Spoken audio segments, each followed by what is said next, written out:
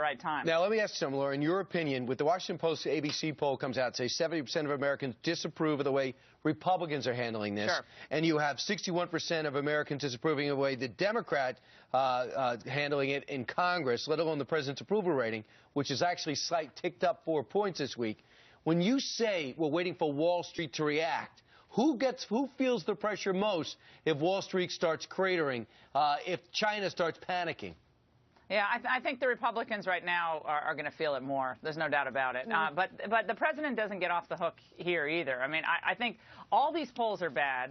And again, if John Boehner just comes out today and says, you know, even though the president had just basically last week humiliated me in that meeting when Reid came out and just trashed Boehner right afterward, well, I just want to sit down and, you know, we're doing a clean CR.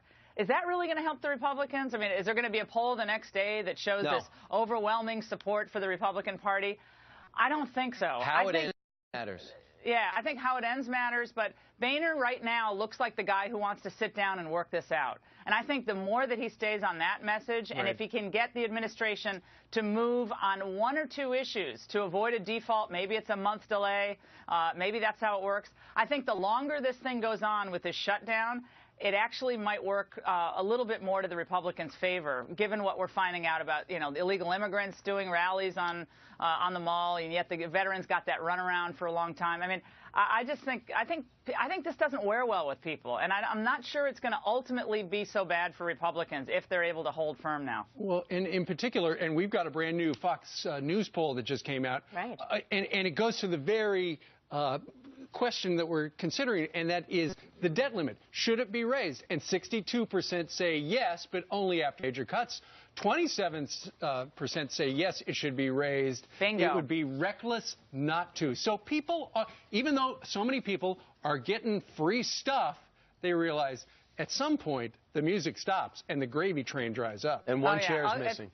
Yeah, this is an ugly game of musical chairs. Look, that poll that Fox just released is confirmed by a poll. I think it was Bloomberg reported it last week or the week before. And that's really quite stunning in a country where Republicans have been on their heels for a few years, at least since the midterms in 2010.